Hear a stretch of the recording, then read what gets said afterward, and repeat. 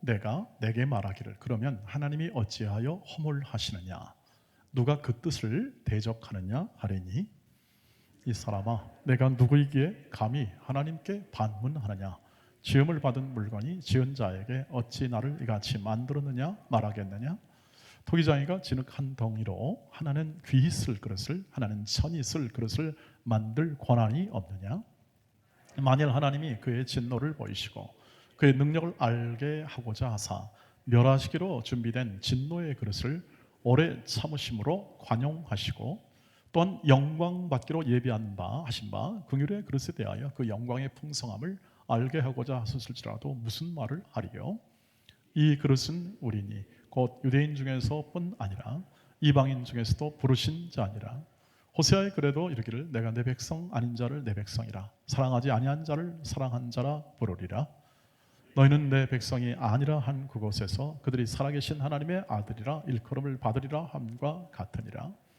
또 이사야가 이스라엘에 관하여 외치되 이스라엘 자손들의 수가 비록 바다의 모래 같을지라도 남은 자만 구원을 받으리니 주께서 땅 위에서 그 말씀을 이루시고 속히 시행하시리라 하셨느니라 같이 읽습니다. 또한 이사야가 미리 말한 바 만일 만군의 주께서 우리에게 씨를 남겨두지 아니하셨더라면 우리가 소돔과 같이 되고 고모라와 같았으리로다 함과 같으니라. 아멘. 오늘도 같이 하나님의 말씀을 대하게 되었습니다. 제가 신학교 다닐 때 우리 교수 설교를 가르치는 교수님이 이렇게 얘기했습니다. 초등학교 6학년 정도가 알아들을 수 있도록 쉽게 해라. 이렇게 이제 교수님이 말씀하셨는데 제가 요즘에 와서 그 생각을 해보았습니다. 좀 쉽게 그리고 알아들을 수 있는 말로 좀 더 하면 좋겠다. 이제 그런 마음을 들었습니다. 생각을 했었습니다. 했는데 그런 생각을 하게 된 이유는 좀 용어들이 좀 어렵습니다. 용어들이 이 로마서에 있는 용어들이 이렇게 우리의 신앙생활에 있어서 실제로는 다 풀어 헤쳐서 그 용어들을 사용하고 또 이렇게 적용하는데 지금 이 본문 안에 나와 있는 이 말씀의 용어들을 그대로 이렇게 저는 좀 많이 사용하는 편입니다. 거기는 이유가 있습니다. 우리의 이 적용의 언어, 그러니까 그것을 풀어 헤치는 언어가 이 하나님의 뜻을 풍성히 담지 못할 경우가 생기겠더라고요. 다시 말하면 하나님의 뜻, 계시, 하나님의 뜻과 하나님의 목적을 이 말씀을 통하여 계시, 알려주고 깨우치시는데 그 언어들이 다 담지 못하는 경우도 있겠다 그런 생각을 했었습니다. 그래서 로마서를 강의할 때 가능한 한 이 원래 있는 용어에 좀 더 익숙해지면 좋겠다. 하나님의 이 원 말씀에 좀 용어에 익숙해져서 그 말씀이 담고 있는 이 하나님의 풍성한 영광과 구원의 그 은혜를 좀 더 풍성히 이해하게 될 때 우리의 신앙이 훨씬 더 견고해지고 그리고 또 우리의 실제의 삶에서 깨달은 만큼, 느끼는 만큼, 알아들은 만큼 그 말씀을 하고 배우고 그 말씀대로 행할 힘이 더 커지게 되겠다 그런 생각을 가지게 되어서 이렇게 말씀을 조금 더 이 용어를 더 많이 사용하는 편에서 말씀을 전하고 있습니다. 2010년에 제가 안식월을 2개월 캐나다로 갔었을 때 느낀 점이 그것이었습니다. 하나님이 내가 무엇을 하느냐가 중요한 게 아니구나. 내가 어떻게 사람이 어떻게 살아나가고 어떻게 경륜이 있고 어떻게 또 이렇게 행복하게 살아가느냐를 잘 설명한 것보다 더 중요한 건 하나님이 그것을 어떻게 내 삶의 현실에서 그것을 말씀을 통하여 나타내고 있느냐 하는 것을 설교하는 것이 훨씬 중요하다 하는 그런 깨우침이 있어서 2010년 이후로 그 중심으로 하고 있고 지금은 훨씬 저와 함께 이렇게 한 19년 정도 거의 근 20년 가까이 이제 세월을 보내면서 말씀을 나눴기 때문에 제가 가지고 있는 의도나 혹은 또는 제가 설명하는 그 말에 대해서 익숙해지리라고 생각합니다. 그래서 조금 어려운 용어를 이렇게 좀 해도 여러분께서 충분히 좀 더 빨리 이해할 수 있다는 확신이 들었기 때문에 그 말씀을 드리는 것이죠. 오늘도 예정하신다. 하나님이 미리 선택하신다는 것을 예정하신다고 합니다. 하나님이 로마서 8장 말미에서 하나님이 우리를 미리 아시고 미리 정하시고 우리를 의롭다 부르시고 의롭다 하시고 영화롭게 했다는 그 하나님의 일하심, 하나님의 그 인도하심이 용어로서는 우리에게 잘 이렇게 다가와 있지만 실제 그것이 펼쳐지는, 실제 그 하나님의 일하심이 구체적으로 펼쳐지는 것에 대하여는 계속 이제 로마서에서도 나와 있고 성경 전체에 관해서 나와 있습니다. 그래서 이러한 그 말씀을 우리가 들었을 때 이제 바울의 생각에는 나타날 수 있는, 특별히 유대인들의 입장에서 나타날 수 있는 그러한 예상되는 질문을 우리가 이 말씀을 통해서 바울은 직접 질문을 하고 혹은 또는 대답을 하면서 우리에게 하나님에 관한 진리를 우리에게 알려주고 있습니다. 예정, 그러면 하나님이 미리 정하셨다. 인간의 한 운명과 하나님 미래까지 모든 것을 주장하시고 정하셨다. 정하셨다. 그러니까 쉽게 말하면 한 인생 또는 전체 이 모든 피조물의 운명까지를 포함해서 하나님은 예정하신다라고 했을 때 사람들에게 나올 수 있는 질문이 뭐냐 하면 바로 이것입니다. 그렇다면 우리는 놀고 먹으면 되겠네. 하나님이 정하셨다면 우리가 뭔 말 하겠냐? 그렇죠?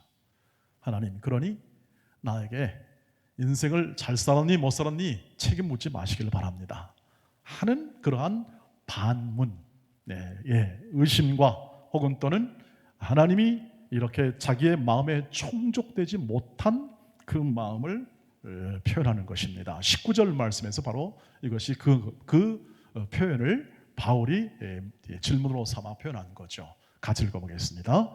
혹 내가 나에게 말하기를 그러면 하나님이 어찌하여 허물하시느냐? 누가 그 뜻을 대적하느냐 하리니 이렇게 말할 것이다. 하나님, 저는 책임 묻지 마십시오. 하나님이 정해놓고 다 정해놓으신 다음에 미리 정하신 다음에 뭔 또 저에게 책임을 물으십니까?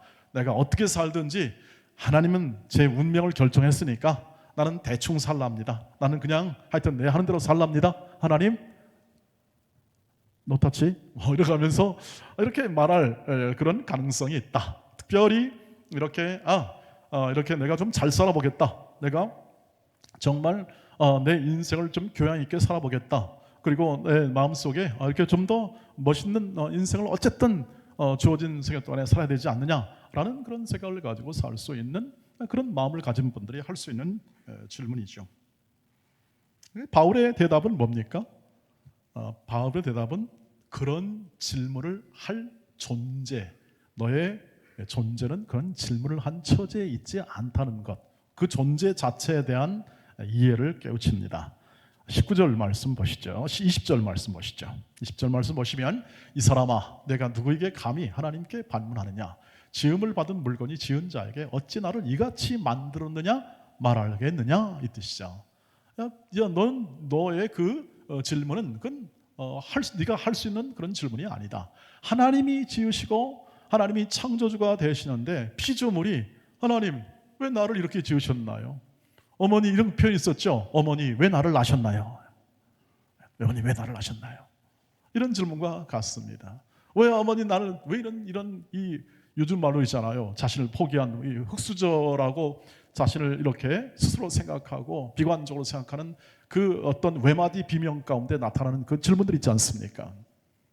어머니 왜 날 낳았어요? 부모님 왜 나를 이렇게 비참한 상태에서 나게 하셨나요? 라는 그러한 물음과 같은 거죠. 그러나 여러분 어머니의 그 모든 혹은 또는 자궁을 통하여 난 이 생명, 부모의 모든 자녀들이 어머니, 아버지 왜 이렇게 했나라고 불평하는 것 혹은 말하는 것, 질문하는 것 어떻습니까? 말도 안 되는 얘기죠. 말도 안 되는 걸 압니다. 그 얘기를 하고 있습니다. 바울이 네가 지금 피조물이다. 그런데 어떻게 조물주한테 이렇게 만들었느냐라고 말할 수 있느냐 하는 거죠. 왜 그렇습니까?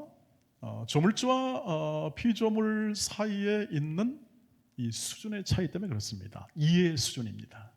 이렇게 말하면 안 되는 게 부모와 자녀의 수준 차이죠.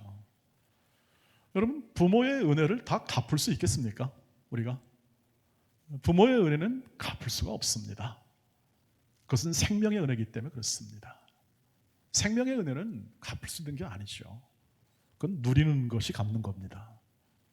부모가 주는 생명은 갚는 게 아니라 갚을 수도 없습니다. 왜요? 그것은 원천적으로 허락된 생명의 은혜이기 때문에 그것을 만회하거나 갚아내는 게 아니라는 것이죠. 하나님이 만드신 모든 피조물과 하나님이 가진 이 모든 지식 사이에는 넘을 수 없는 이 갭 차이가 존재합니다. 수준의 차이가 존재합니다. 인간의 이해력, 인간의 모든 피조물로서의 한 인간의 지성이 전 문명을 만들 수 있는 뛰어난 문명을 가지고 있으나 한 가지는 아무리 뛰어난 인간이 가지는 이해 그 지성과 그 창조력이 뛰어나다 할지라도 하나님 앞에서는 손바닥에 있는 겁니다. 산 아래에 있습니다. 산 아래. 그냥 인간이 하는 일은 그저 더듬는 것 정도라고 그렇게 표현할 수가 있는 거죠. 여러분, 피조물과 피조물 사이에도 이 이해력의 수준 차이는 존재합니다. 여러분, 제가 운전하고 갈다가 가는데 비둘기가 막 앉아 있는데, 여러분, 비둘기 우리가 생명을 사랑하니까 비둘기야 제발 내 말을 듣고 제발 좀 날아가 다오. 안 그러다가 넌 3초 후에 어떻게 되는 줄 아냐? 이 차로 인해서 네가 다칠 가능성이 99.9%다. 진실을 아무리 말해도 소통이 안 됩니다. 이해가 안 되니까 소통이 안 되는 거죠. 비둘기보다 이런 다른 피조물보다 인간은 더 하나님의 복을 받았습니다. 지혜, 이해력, 상상력. 인간이라는 상상력이 있지 않습니까? 상상력. 그리고 뭔가를 만들어내거나 이용할 수 있는. 그래서 하나님이 인간을 만들어 놓고 뭐라고 표현했냐면, 사람을 만들어 하나님의 형상대로 만들어 놓고 표현했냐면 보기에 심히 좋았다 그랬습니다. 하나님이 참 기뻤습니다. 멋지다. 나를 잘 표현해낼 수 있는 사람이구나. 하나님의 그 존재와 하나님의 영광을 정말 잘 표현할 수 있는 그런 존재로서 하나님이 보기에 심히 좋았다고 했는데, 그 인간의 가지는 이 모든 하나님의 은혜 속에서 다른 피조물보다 훨씬 더 이해와 지식과 어떤 무엇을 만들어내는 능력이 탁월한 것이죠. 이걸 이제 세상에서는 인간이 이렇게 진화되었다라고 얘기를 합니다. 인간이 그렇게 진화되는구나, 멋지게 진화되는구나, 상상력을 가지는구나 하면서 그것을 이해합니다만, 성경은 보다 근원적으로 그것을 밝혀줍니다. 뭐라고 밝혀주냐면, 하나님의 형상을 따라 하나님이 온 피조물을 다스리도록 인간에게 허락했다. 창세기 1장 28절에서 그렇게 얘기를 합니다. 그러므로 인간이 가지는 이 다른 피조물과의 어떤 수준은 인간이 월등합니다. 그 점을 생각해 본다면, 우리가 하나님과의 이 수준을 대비해서 비교해 본다면 우리는 우리가 어떤 처지에 있는지를 명확하게 이해할 수 있습니다. 이걸 모르면, 이 수준의 차이를 모르면 우리는 우리가 믿는 하나님을 어떻게 생각하냐면 내 순으로 생각합니다. 내 수준. 내가 미워하는 건 하나님도 미워하실 거야. 내가 좋아하는 건 하나님이 좋아하실 거야 라고 생각하는데, 천만의 말씀입니다. 만만의 콩떡입니다. 아닙니다. 여러분보다, 우리보다 훨씬 더 싫어하는 것과 좋아하는 것과 의로운 것과 불의한 것, 이것에 대한 관점이 도무지 우리가 측정할 수 없는 수준에 있는 분이고 만물을 주관하신 분이십니다. 믿으시기를 주의 이름으로 축복합니다. 그 하나님이시죠. 그래서 반문하지 말라. 하나님의 일하심에 대하여 그것을 의심하거나 그것을 탓해서는 안 된다. 그것을 조금 더 이제 강화시키는 게 뭐냐면 21절부터 23절까지 토기장의 비유가 나옵니다. 이 말씀을 보시면 토기장이가 진흙 한 덩이로 하나는 귀 있을 것을 만들고 하나는 천 있을 것을 만들었을 권한이 없겠느냐라고 이제 반문하면서 그건 너희가 이렇게 하나님이 내가 책임이 없다 하면서 하나님 앞에 이렇게 반문하는 것은 합당치 않다는 것을 얘기합니다. 만일 하나님이 그의 진노를 보이시고 그의 능력을 알게 하고자 하사 멸하기로 준비된 진노의 그릇을 오래 참으심으로 관용하시고 23절 같이 읽겠습니다. 또한 영광 받기로 예비하신 바 긍휼의 그릇에 대하여 그 영광의 풍성함을 알게 하고자 하실지라도 무슨 말을 네가 할 수 있겠느냐 이렇게 얘기합니다. 반문하면서 강조하고 있습니다.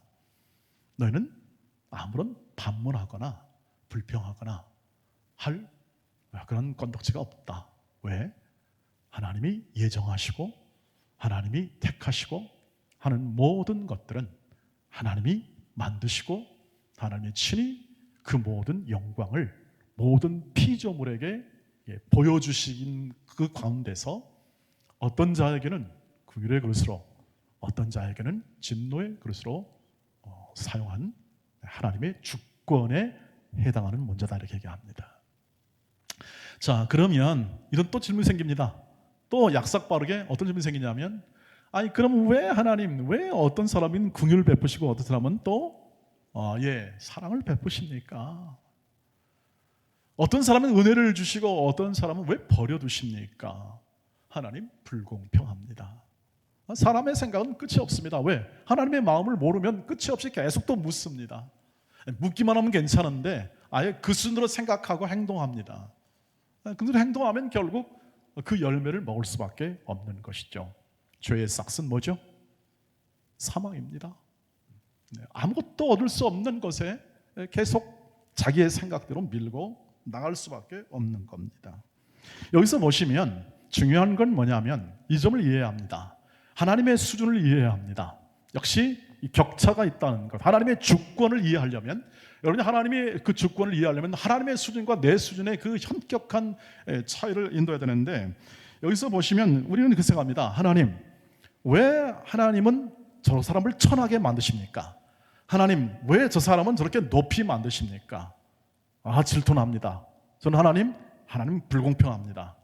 아무리 하나님이 주권이 있지만 불공평할 수 있습니까? 원칙과 기준이 무엇입니까? 라고 그렇게 생각을 하게 되는 겁니다.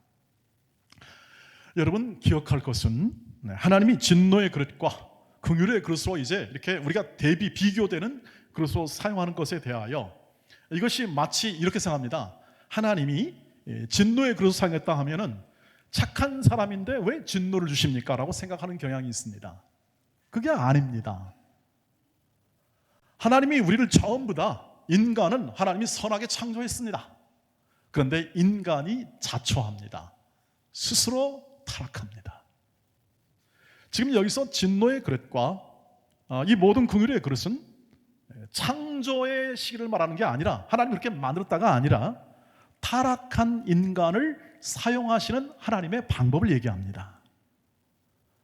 그러니까 하나님이 이 모든 인간을 사랑하시는데 타락한 인간에 대하여 어떻게 합니까? 그 중에 얼마를 구원하시는 하나님의 주권을 말합니다. 그리고 남은 사람은 어떻게 합니까? 그것은 하나님이 내버려 두는 것 상태를 유기라고 합니다. 유기, 내버려 둔다. 사람이 타락한 상태를 내버려 둔다 이겁니다. 하나님이 그 사람을 만들어서 억지로 악한 것을 만드는 게 아니라는 뜻입니다. 우리는 이것을 혼동합니다. 하나님은 창조하시고 타락한 인간을 구원하시는 겁니다. 원래 좋은 인간을 타락하게 만들어서 나쁜 사람 만드는 게 아니라 이것을 자꾸 얘기하는 이유는 우리의 의식에 우리의 생각이 늘 선악, 불공정, 공평 딱 물려 있어가지고 하나님의 마음과 하나님의 뜻과 하나님의 이 넓은 이 관용과 이 사랑에 대하여 지식이 없으니까 늘 자신의 수준만큼 생각하고 불평하고 불만하고 또는 정의를 위해 싸운다 하고 이렇게 말하고 분노하게끔 될 수밖에 없는 게 우리의 모습이기 때문에 그렇습니다. 왜요? 죄인이잖아요. 하나님 앞에서 전혀 쓸모가 없는, 하나님 앞에서 전혀 이로울 만큼 하나님을 만족시킬 수가 없는 연약한 종들이라는 거죠. 우리가 갖는 이 신분, 그래서 그런 존재를 하나님은 어떻게 합니까? 지금 그들 가운데 하나님이 구원을 베푸시는 겁니다. 그리고 지금 진노의 그릇으로 사용하는, 심판의 그릇 사용하는 사람들에게도 어떻게 대하십니까? 오래 참으시면서 긍휼로 대하시는 분이 하나님이십니다. 여기 오늘 말씀에 나타나 있잖아요. 오래 참으심으로 진노의 그릇에게 대한다는 말씀이 그대로 나와 있어요. 그러니까 우리의 이해는 뭐냐 하면, 저는 나쁜 놈, 벌받아 싸다. 이게 이제 신상필벌, 인과응보의 이 조건들이에요. 우리가 지금 살아가는 모든 삶에서는 전부 다 그렇게 작동을 해요. 이 세계 속에서는 다 그렇게 작동을 해요. 그것을 윤리와 기준으로 삼아서 그것을 가지고 노력을 합니다. 선을 이루고자 노력을 합니다. 그러나 되던가요? 이 세상의 법과 규칙과 윤리와 내용을 가지고 그것이 이루어지냐고요. 우리는 안 되는 것을 알고 있지 않습니까? 오히려 선을 가지고, 율법의 선함을 가지고 상대를 죽이잖아요. 죽입니다. 명분은 좋습니다. 언제나 명분은 좋아요. 정의다, 공의다, 공평이다. 그러나 그 좋은 걸 가지고 사람을 죽입니다. 생명을. 그게 전쟁이라는 것이 바로 그것의 극대화된 표현입니다. 전쟁이라는 것이. 전쟁의 명분이 안 좋은 게 어디 있습니까? 자기 민족 위하고, 자기 나라 위하고, 자기 백성 위한다고 다 말하잖아요. 그러나 그것을 할 만한 능력이 없습니다. 마음에 담은 것을 할 만한 능력이 없는 겁니다. 그 실상을 하나님이 보고 계시는 거죠. 다 싸그리 다 없애버려야 되지 않겠습니까? 전부 다 그냥 불바다로 다 태워가지고 하나님의 공의라면 다 없애는, 안 없으십니다. 왜요? 길이 참으시고 인내하시며 그의 긍휼을 보이십니다. 그의 긍휼에 풍성하신 사랑을 보여주시고 계시는 거죠. 그 사랑을 보시기를 주의 이름으로 축복합니다. 그 사랑을 보셔야 합니다. 그게 하나님을 일하는 것을 보는 겁니다. 하나님의 일하심을 그냥 허공에 뜬 것처럼 우연한 것으로 보지 마시고, 말씀을 따라, 약속의 말씀을 따라 그것을 구체적으로 나타내시는 거죠. 바로에게도 보십시오. 바로에게 하나님이 긍휼을 보이시는데, 여러분, 바로 하나님이 싫어했죠? 완악하게 놔뒀으니까 이거 미워했죠? 그러나 성경을 자세히 보십시오. 하나님의 입장에서 자세히 보세요. 하나님 하신 일 가운데 미워했습니까? 아닙니다. 긍휼을 베풀었습니다. 10번이나 돌아와라, 돌아와라. 제발 내 말 좀 들어라. 너는 그렇게 완악하니? 묘소를 통해서 한 말이 그거 아니겠습니까? 내 백성을, let my people go, 내 백성을 보내라. 그런데 완악하여 듣지 않습니다. 원래 완악한 존재니까요. 그대로 행합니다. 놔둡니다. 놔둡니다. 그러나 기회를 또 줍니다. 참으시면서 기회를 줍니다. 돌이켜라. 하나님 말씀대로 해라. 말씀을 따라라. 그러면 어떻게 합니까? 바로가 또 완악합니다. 살만하면 완악해집니다. 살만해져. 숨쉴만해지고, 또 코에 바람이 들어가고, 또 어느 정도 이렇게 견딜만 하면 또 완악함이 또 나타납니다. 그걸 10번이나 했습니다. 저 같으면 그냥 3번째 가서 끝냈을 겁니다. 그냥 그만 끝. 넌 네가 들로 가. 그런데 어떻게까지 갔습니까? 바로가 항복할 때까지 갔습니다. 하나님이. 이것을 읽으셔야 합니다. 바로가 항복할 때까지 갑니다. 하나님 뜻대로 될 줄 믿습니다. 어쩔 수 없잖아요. 그게 어쩔 수 없잖아요. 인간이 어쩔 수 없는 거예요. 하나님이 한 일하심이 그렇다. 그것을 출애굽기를 통해서 역사에서 그것을 보여줍니다. 부인할 수 없죠. 그 나타나심을 보여줌을 통해서 어떻게 하십니까?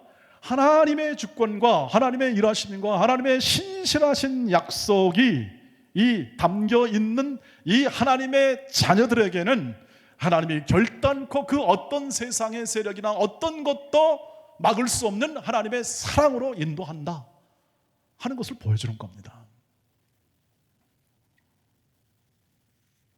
죄는 인간이 자초합니다. 그걸 이해하셔야 우리의 삶에서 하나님의 긍휼이 더 풍성히 우리 눈앞에 들어올 수가 있습니다. 진노의 그릇으로 사용하시는 하나님의 그 인도하심 아래는 그의 풍성한 긍휼과 자비로움이 인내로 담겨 있습니다. 하나님이 어떤 사람이든지 사람을 선대하십니다. 악인에게도 의인에게도 하나님은 선대하십니다. 에스겔서 한번 보시죠. 에스겔서 33장 보겠습니다. 3장 11절 말씀 보시죠. 하나님의 마음을 읽으셔야 합니다. 같이 읽겠습니다. 시작. 너는 그들에게 말하라. 주 여호와의 말씀이니라. 나의 삶을 두고 맹세하노니 나는 악인이 죽는 것을 기뻐하지 아니하고 악인이 그의 길에서 돌이켜 떠나 사는 것을 기뻐하노라. 이스라엘 족속아 돌이키고 돌이키라. 너의 악한 길에서 떠나라. 어찌 죽고자 하느냐 하셨다 하라고 되어 있습니다. 이스라엘 백성이 한 말이죠. 그러나 하나님의 마음이 담겨 있습니다. 하나님이 악인이 죽는 것을 원하시는가? 아닙니다. 우리의 이해는 뭐냐? 너는 죽어 싸다. 너는 벌받아 싸다. 이렇게 얘기합니다. 그것이 우리가 가진 이해 정도입니다. 그게 하나님의 마음이라고 생각하는데 그렇지 않습니다. 우리가 얼마나 완악한 존재인가를 우리 스스로 깨우쳐야 합니다. 우리는 정말 완악한 존재들입니다. 하나님이 오래오래 지금도 이렇게 생명을 연장시켜주고 참아내시는 겁니다. 이 완악한 존재를 거룩한 존재로 만드시는 겁니다. 제가 목회를 하면서 하나님 도대체 어디까지 어느 선까지 가야 끝이 있는 겁니까에 대해서 늘 저는 질문을 해봤습니다. 제가 교육학을 전공하고 사람은 교육시켜야겠다 혹은 또 교육받아야겠다 배우는 인생을 살아야겠다 그런 생각을 가지고 계속 하나님 어디까지 가야 끝입니까? 이런 그 질문을 계속하면서 젊은 시절을 보내왔는데요. 이제 마침내 하나님께서 제 개인적으로는 이 말씀 전체에 담긴 이 모든 그런 그림들이 이제 구체적으로 좀 드러나게 되었습니다. 그 끝은 거룩한 사람입니다. 하나님의 자녀의 거룩함, 하나님이 작정한 인도하는 거룩함까지가 우리 인생의 끝입니다. 근데 우리는 어떻게 생각하냐면 또 다른 뭔가가 있나라고 그렇게 탐구합니다. 그리고 그 반대편에서는 체념합니다. 체념. 살아봤는데 별거 없다. 젊은 분들은 이걸 잘 이해를 할 수가 없죠. 당연히 이해를 못합니다. 여기까지 갈 수가 안 갔으니까 그것을 사고하거나 심각하게 바라볼 수 있는 그러한 시점에 이르지 않았기 때문에 그 하나님의 일하심의 끝이 어디인가에 대하여는 그냥 막연할 뿐입니다. 그러니 인생을 죽일 확률이 많습니다. 시간을 그냥 버릴 확률이 많습니다. 그러나 그것을 탓하지 않습니다. 마땅히 인간의 연약함이 가져오는 그런 부분이기 때문에 하나님이 어떻게 합니까? 그 시간을 버리는 것도 허용하십니다. 허용해줘요. 그리고 어떻게 합니까? 시간을 가져라. 시간을 가져라. 그리고 너의 인생을 거룩하게 살아라. 그래서 하나님의 뜻은 거룩함입니다. 거룩함 그러다 보니까 이 음란한 세대 혹은 또는 이 하나님의 주신 생명을 죽이는 세대 속에 있잖아요. 믿지 않는다 그것은 하나님이 주는 이 생명을 누리지 않고 자기 뜻대로 살아가는 겁니다. 그런 시대 속에서 어떻게 합니까? 그러지 말고 하나님의 뜻을 이해하고 하나님의 뜻을 이해한다면 거룩하고 절제하고 경건하고 그리고 형제를 사랑하고 다 합쳐서 뭡니까? 하나님을 사랑하고 내 이웃을 사랑하는 인생을 살아가라. 그 후에 끝이 보인다. 이것을 말합니다. 사랑하는 인생, 하나님이 사랑 보여줬던 그 사랑을 알고 그 사랑의 깊이와 넓이와 높이를 깨우쳐 이 땅에서 저 사람이 하나님 믿는 사람이구나 하는 것을 다른 사람이 보고 인정할 때 그것이 우리의 신앙생활의 가장 절정이구나 하는 것을 우리가 확인할 수 있습니다. 사랑하는 우리 온 돈의 가족 여러분, 하나님이 미리 정하신 존재로 불렀다는 것은 결국 여러분의 하나님의 사랑이 임했다는 것입니다. 하나님의 사랑. 데살로니가전서 1장 4절입니다. 같이 읽겠습니다. 시작. 하나님의 사랑하심을 받은 형제들아 너희를 택하심을 아노라. 사랑과 택하심이 함께 병렬로 이렇게 얘기되고 있습니다. 택한 것, 그것은 사랑의 이 모든 근원으로부터 나오는 하나님의 행동, 일하심이죠.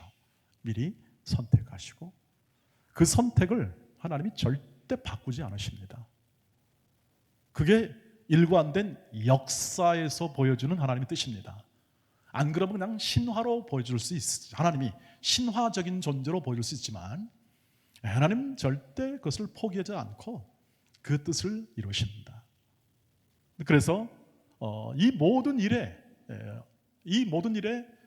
모든 민족적으로 이루어진 것이 아니라 한 사람과, 즉 한 사람에게 임한 하나님의 약속의 말씀과 약속의 뜻을 따라 미리 정하신 하나님의 뜻대로 모든 것이 이루어진다는 것을 그 뒤에 계속 얘기를 하고, 남은 자로서 그 남은 자 사상이 있습니다. 여기 말씀 안에 이 이사야서의 남은 자를 통하여 구원받는 그 역사를 이뤄가고 있다는 사실을 오늘 말씀을 통해서 확인해 주고 있습니다. 이 남은 자에 대한 부분은 한 번 더 얘기할 기회가 있기 때문에 함께 여기서는 다루지 않겠습니다만, 그 남은 자는 곧 무엇입니까? 하나님을 시대마다 경외하는 사람을, 구원받는 사람을, 구원받는 하나님의 백성들을 시대마다 넣습니다.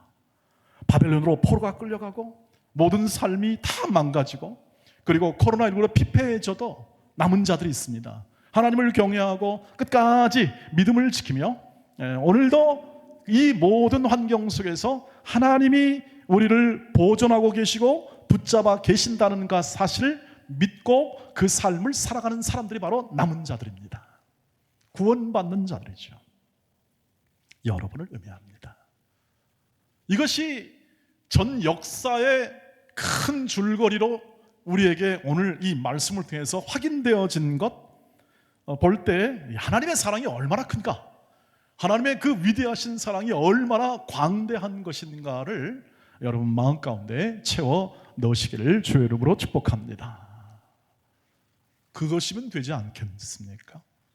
그 사랑을 받고 깨우쳤다면, 알았다면 우리는 그 사랑의 풍성함에 대하여 경이롭다 이렇게 말할 수밖에 없겠죠.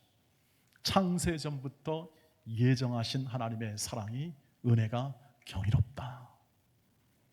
그리고 그 사랑은 끝날 막을, 그 어떤 끝낼 막을, 그리고 방해할 존재가 없음을 로마서 8장 31절부터 39절까지 우리는 이미 확인했기 때문에 우리는 이 하나님의 그 예정하신 은혜가, 그의 사랑하심을 통하여 우리 인생 전반에 걸쳐 능력 있게 역사할 줄 믿습니다. 여러분의 인생은 그런 인생이 되었습니다. 저와 여러분이 받은 인생은 그런 인생이 되었습니다. 사람이 사랑을 받으면 생명력이 막 이렇게 일어납니다. 서로 이 사람이 사랑을 받으면, 우리 자녀들이나 우리 젊은 사람들이 연애를 하게 되면 이 서로의 이 사랑이 발동될 때 어떻게 합니까? 그 안에 아주 가장 인간이 가지는 가장 풍성한 삶의 내용이 그 삶에서 일어나게 되는 거죠. 야, 우리 결혼하게 되면 다 이렇게 되겠구나 하고 착각하기도 하지만, 그러나 어찌되었든 사랑이 발동될 때는 어떻게 합니까? 최고의 인간의 모습이 나타납니다. 여러분이 그런 존재가 되심을 믿으시기를 주의 이름으로 축복합니다. 베드로전서 1장 2절이 그것을 증언해주고 있습니다. 같이 읽어보시죠. 시작. 곧 하나님 아버지의 미리 아심을 따라, 예정이죠, 성령이 거룩하게 하심으로 순종함과 예수 그리스도의 핏부림을 얻기 위하여 택하심을 받은 자들에게 편지하노니 은혜와 평강이 너희에게 더욱 많을지어다. 왜 선택했습니까? 예수 그리스도의 성령의 거룩해 하심과 예수 그리스도의 핏부림의 은혜를 받도록 하기 위하여, 즉 성령의 임재와 예수의 은총을 받도록 미리 정하신 겁니다. 그 사실이 예수의 십자가로 이루어졌습니다. 그래서 십자가가 사랑의 절정입니다. 그 사랑을 더욱더 풍성히 알아가시는 것이 신앙생활입니다. 교회생활입니다. 그 은혜와 그 사랑을 깨우치십시오. 성도를 통하여, 그리고 서로 사랑함을 통하여입니다. 사랑하지 않으면 사랑을 모릅니다. 사랑받지 않으면 사랑도 모를 거니와 사랑하지 않으면 그 사랑에 풍성한 하나님의 사랑이 내 안에서 어떻게 이것이 표현되는지를 이해하지를 못합니다. 교회만 왔다 갔다 하는 것도 중요합니다. 전 굉장히 중요하다고 생각합니다. 교회를 왔다 갔다 하십시오. 교회를 자주 오십시오. 하나님의 말씀이 있으니까요. 말씀을 담고 있으니까 자주 오십시오. 그리고 동시에 어떻게 합니까? 하나님을 사랑하는 그 사랑을 표현하십시오. 이웃을 사랑하라는 하나님의 그 뜻을 표현하십시오. 여러분이 가진 것과 받은 사랑으로 표현하십시오. 내가 그런 사랑을 받았다면 이 사랑을 통해서 함께 그 사랑을 흘려보내는 것이죠. 그것이 여러분의 시간이 되었든 여러분의 모든 물질이 되었든 여러분의 재능이 되었든 그것을 흘려보내는 겁니다.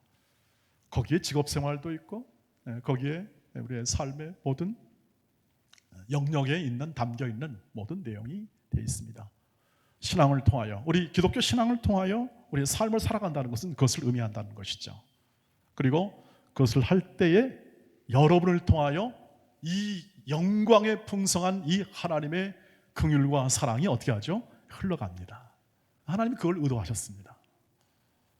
그리고 오늘을 우리로 하여금 살게 하십니다. 사랑 우리 도원의 가족 여러분, 오늘도 미리 정하시고 선택하시는 것은 하나님의 불공정과 하나님의 모든 우리를 이렇게 불의하게 만드시는 하나님의 편협함이 있는 것이 아니라 그것은 하나님의 긍휼과 사랑의 표현이며 우리를 정말 사랑하시는 우리가 거룩한 자녀로 만드시는 그 놀라운 경이로운 하나님의 그 은혜의 이 시작이었고 그리고 그것은 마침내 우리를 영화롭게 하심으로 영광의 자리까지 만드시고 말겠다는 하나님의 의지에 하나님의 결심에 하나님의 그 능력의 출발점이었다는 사실을 마음에 새기고 담대하십시오. 넉넉하시기를 바랍니다. 그리고 깊게 한 인격과 한 존재를 사랑할 수 있는 그 마음을 다지시고 그 뜻을 따라 준행하십시오. 기도하겠습니다. 하나님 아버지, 저희를 미리 정하시고 저희를 완성의 자리까지 반드시 그 뜻을 이루시겠다는 단단한 결심과 의지를 확인했습니다.